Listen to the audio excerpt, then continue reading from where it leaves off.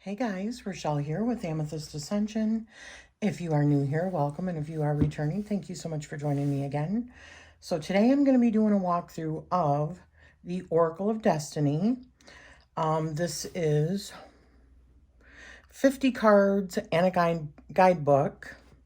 This was written by Azura D'Agostino,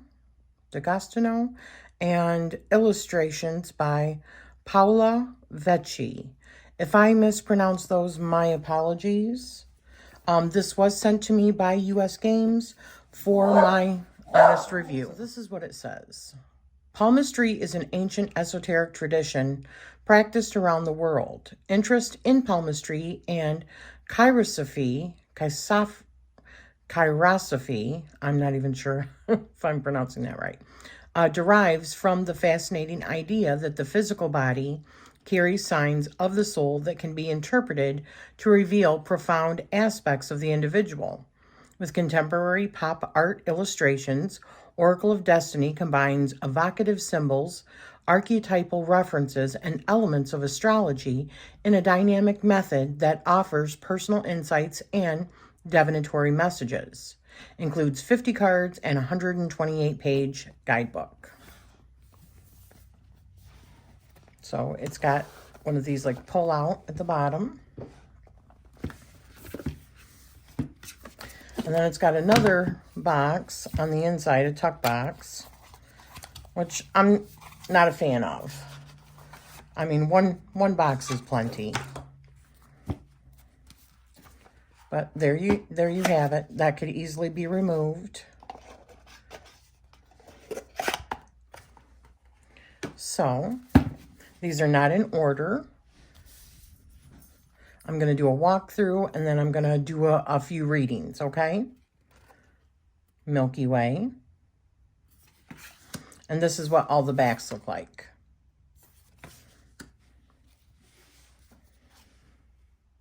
Jupiter. Color. Square.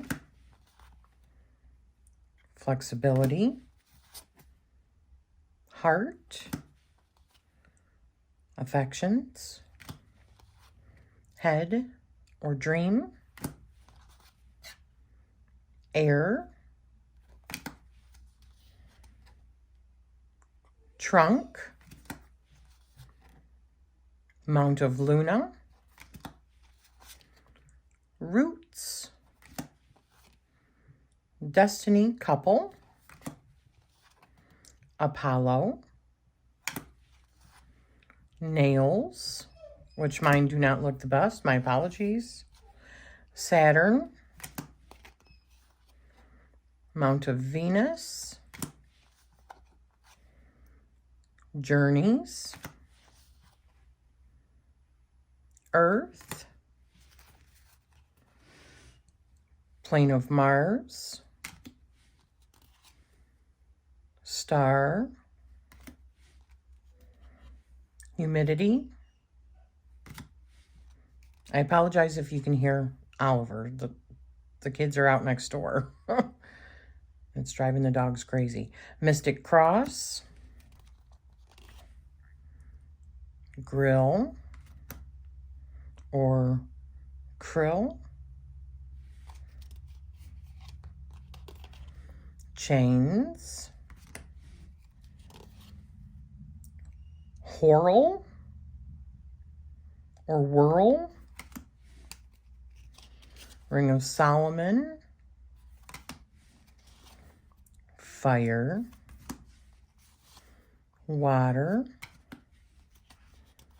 Bracelet. Branches. Mercury. Influences. Monkey. Life. Mars. Head and rationality.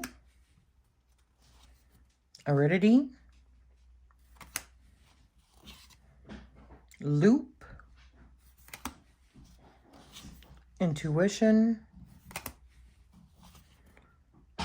sun, destiny, girdle of Venus, destiny, concerns, arch, time, dot, head and harmony, and hardness. So I am going to end up edging these in something. I'm not sure what yet. Maybe even just this color. I don't know. Maybe in a pink. I think a pink might look nice. So let's see how this shuffles.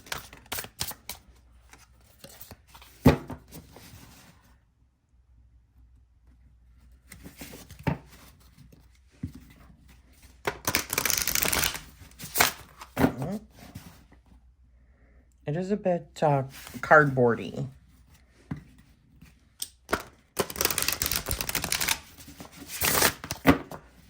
It will shuffle. It will riffle shuffle, though. Let's just do one more time.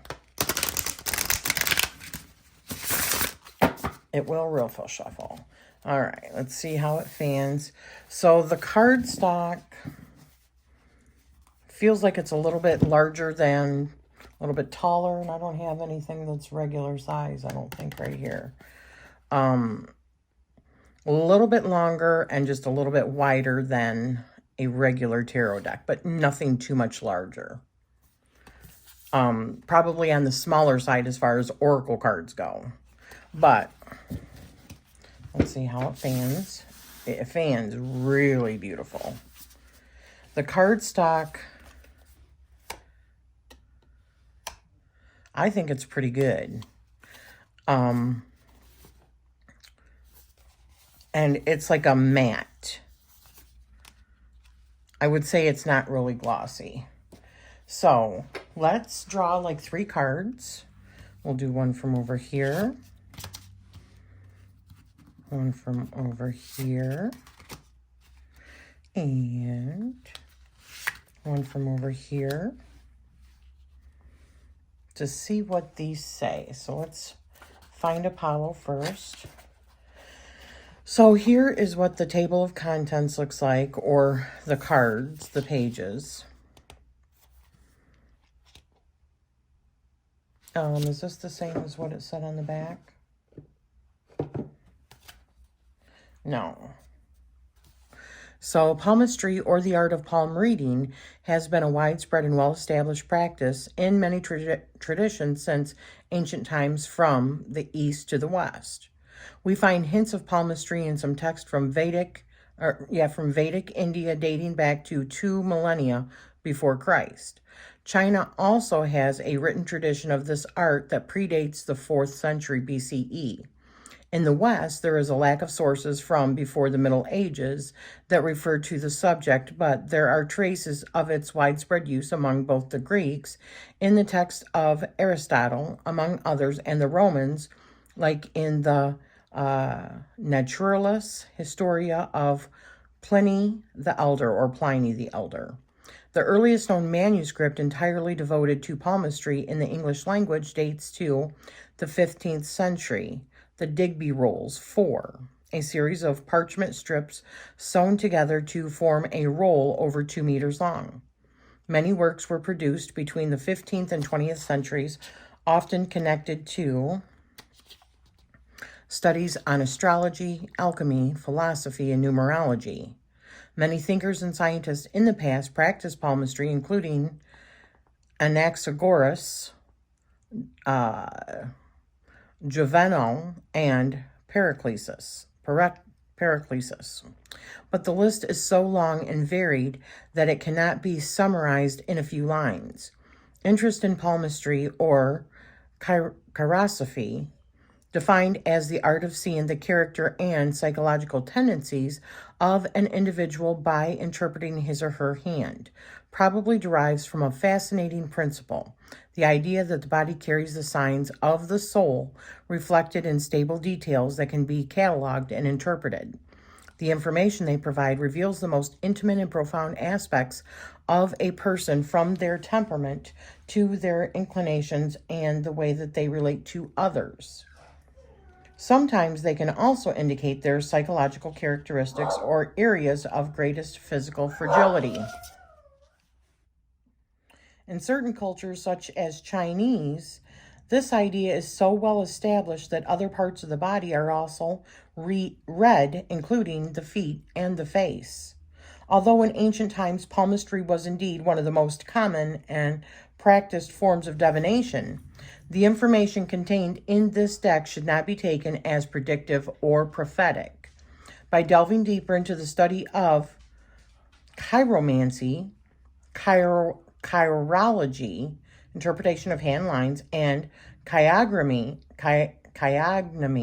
interpretations of hand shapes, it becomes evident how the wisdom of these practices does not claim to develop a science of premonitions, but rather an alternative, creative, and transversal way of examining ourselves. Hands are a privileged tool that we use to do work, explore, manipulate, and grasp the world. Extending the hand is the first gesture that we offer when we meet someone. The marks etched into this part of the body, along with the complex web of symbols and possible readings that have been applied to every detail over the centuries, opens up an incredible and evocative world of possibilities for exploring our lives from a different perspective. When we investigate ourselves, our actions, and our reactions with curiosity, often in order to go deeper and understand more fully and creatively, the marks etched into this part of the body, along with the complex web of symbols and possible readings that have been applied to every detail over the centuries, open up an incredible and evocative world of possibilities for exploring our lives from a different perspective. When we investigate ourselves, our actions, and our reactions with curiosity, often in order to go deeper and understand more fully and creatively the meaning and perspectives that arise in our experiences and relationships, we don't look only at the rational side. Life is a tangle of emotions, ambitions, dreams, feelings, secrets, unconscious reasons, bodily impulses, and instincts. It's a difficult knot to untangle, but doing so helps direct our way of being and doing.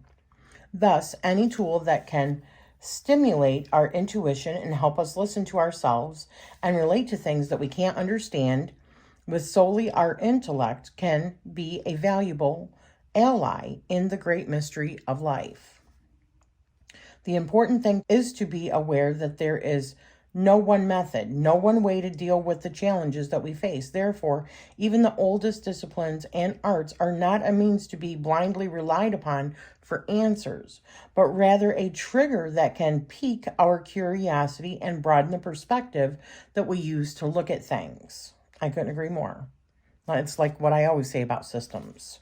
Use it as a tool, but not as a way of locking yourself into it. We can read on the hand everything that is in us, depends on us, and dominates our relationships with the outside world. What about the future? If by future we mean knowing whether, for example, we will win some money, your hand won't give you an answer. But if we mean instead how much the future holds in our relationships with ourselves and with the outside world, and how we will experience this relationship, which to a great extent is determined by our character, the state of health that we are in, and our temperament, all these things are in some way written on the hand, and we can also modify them. It is important to emphasize that the hand changes. The lines sometimes appear more prominent, sometimes more subtle, sometimes details disappear, others stand out. It is our destiny that changes, guided by will, new awareness, and our actions. That's really cool. I like that it says that in here. This is how the cards of this guidebook came to be. It is not a simple compendium of information on chiromancy, but rather a series of suggestions drawing on this art form. It also physically involves the person using the deck, who is invited to search his or her hand for the proposed signs. This allows each person to explore the profound entanglement of life, fate, time, and the possibility of change according to personal interpretation. I can tell you already this is going to be very cool. Now, I'm not going to go into it because it's already been longer as it is, but how to read hands, some general information. So definitely go over that. That is a few pages, like 4 pages. How to use this deck. It goes into that. Readings from the deck. Okay, so there's different like spreads.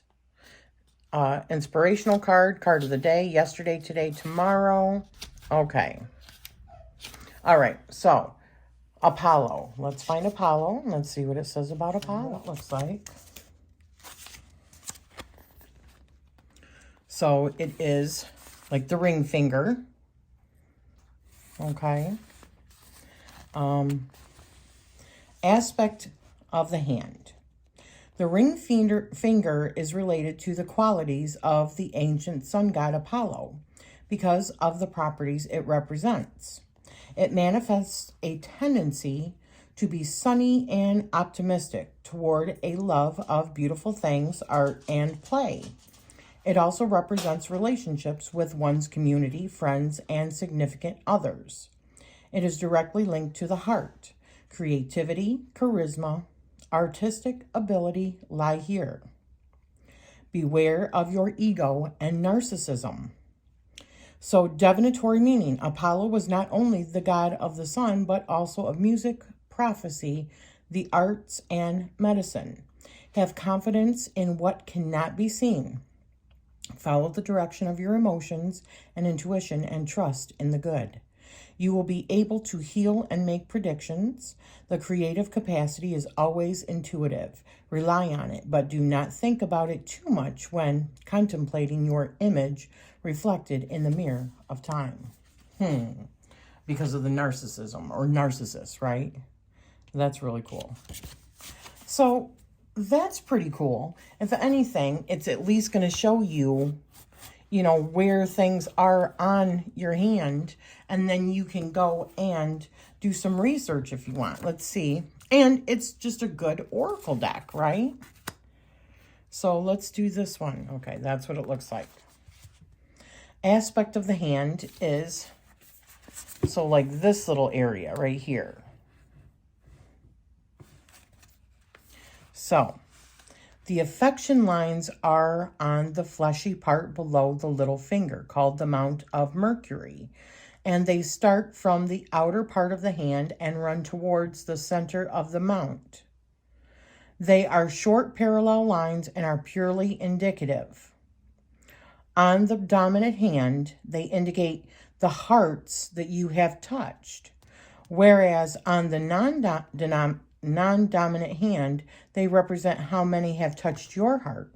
A solitary line, or one longer than the others, indicates deep love and a lasting relationship. Okay, so it's actually like this. And I'm like trying to, it's like these over here. So you probably have to like do that. Sorry, it started getting like doing it like this. Maybe if I do this on this side. This is my non-dominant hand, and this is my dominant. So I think I have a long one, which would indicate like my, 33 years that I've been with my husband, probably. So, divinatory meaning. There is a time when it becomes necessary to take care of one's relationships of your closest loved ones by hugging more often, listening, and telling them that you love them.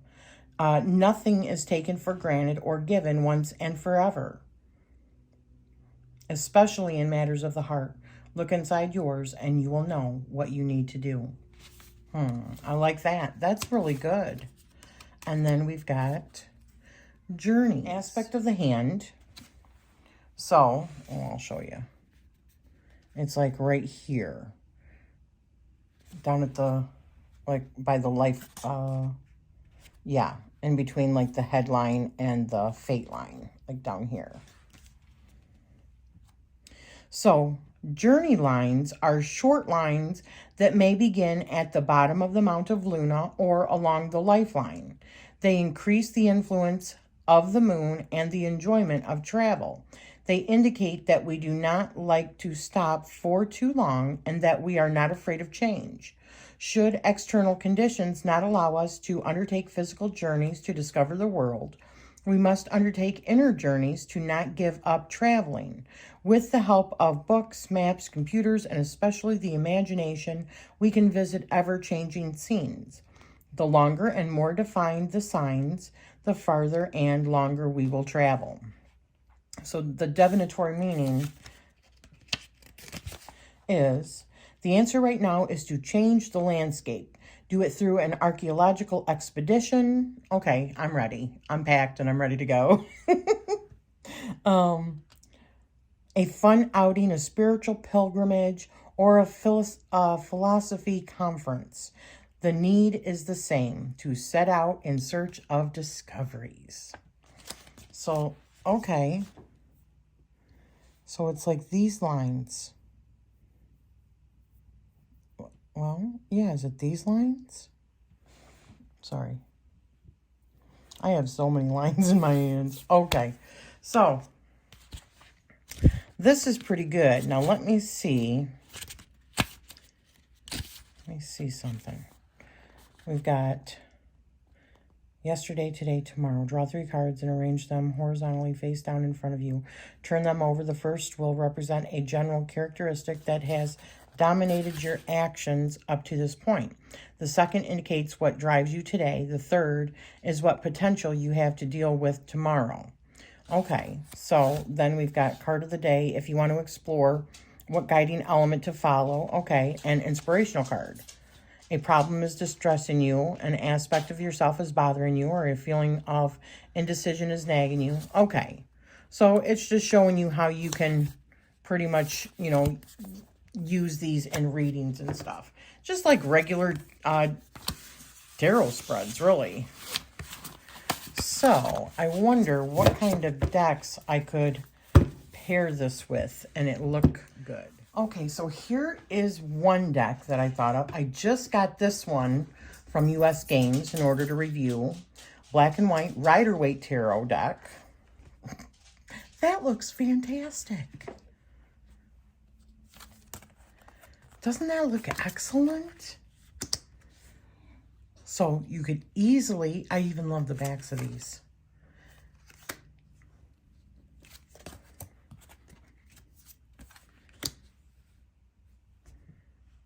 That is excellent. 4 of Cups with the 9 of Pentacles and color. Wow. That's really cool.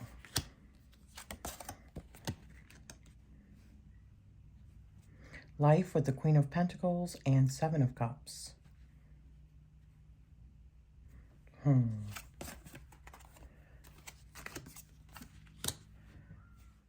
the Hermit with the 5 of Cups and humidity. Right? So that was the Black and White Rider-Waite Tarot deck. So the next one we have is the Modern Goddess Tarot.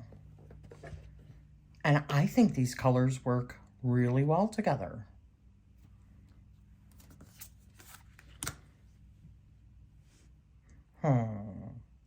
So flexibility with the 4 of Swords and 2 of Pentacles.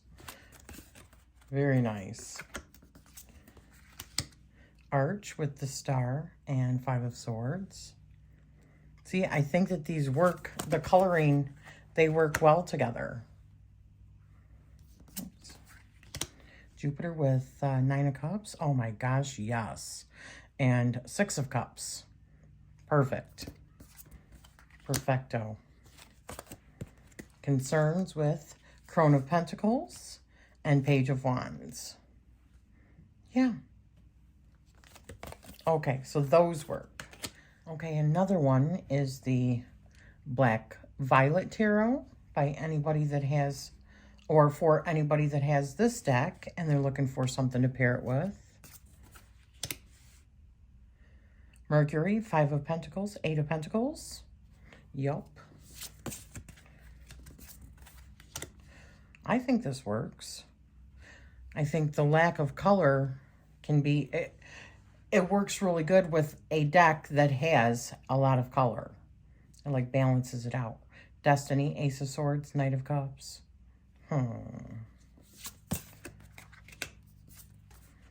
Star with the portrait. And 8 of Wands. I love that. Intuition with 2 of Pentacles and Justice. Very interesting. Girdle of Venus with the Magician and the Hanged One. I think they work well together. I really, really do. And another one is the Zodiac Tarot.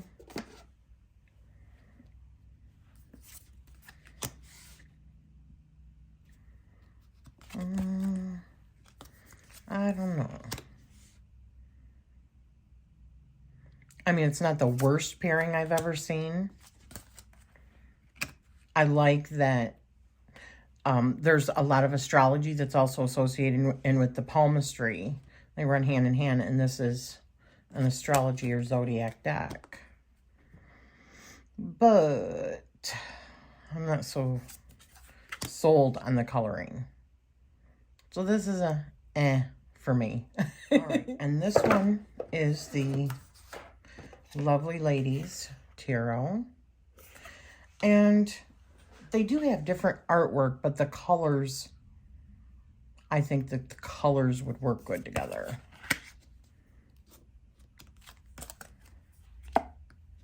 Yeah, the colors work for me.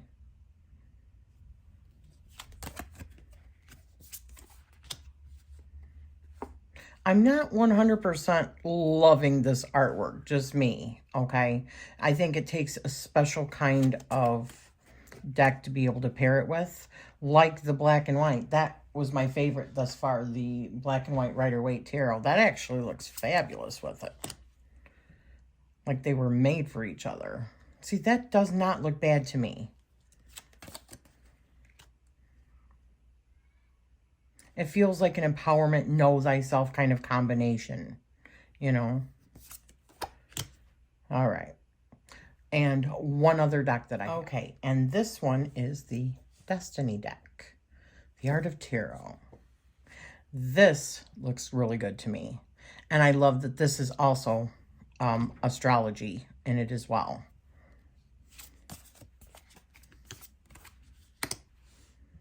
Yeah. Yeah, I actually like that. I don't pull this Destiny deck out very often because it doesn't really look right with a lot of the stuff that I have, although at least oracles. Yeah, I actually like that. What do you guys think? I think this is so subtle that it actually, they complement each other.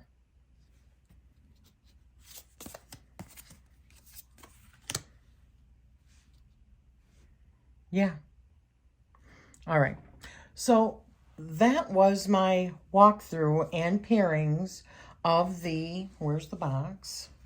The Oracle of Destiny deck. I do think the concept of it is really cool. I like the book a lot. I like that it can lead you into other exploration of palmistry because I think palmistry is super cool. I do like the colors of the deck. I'm just not a huge fan of the artwork itself. It's shuffleable. The cardstock is decent. It's not like the best that I've ever seen, but it's also a really good size for an oracle deck. So, and I think it'll look a lot better once I edge this also. Once I edge it like in a pink. And, you know, truth of the matter is, I don't have a lot of decks that have this kind of artwork. You know, like the, like more modern, like pop art. But it would look cool with a lot of decks like that I have seen. And, or like I said, I really like this one, but I really liked it with that one. That looked really cool together. Really cool. I thought that they actually complemented each other. So what was your thoughts on the pairings? What do you think of the deck itself? Thank you for spending this time with me. I will be putting a link down below to where you can obtain this. As I said, it was sent to me for review by US Games. And thank you for spending this time with me, and I'm sending you love always.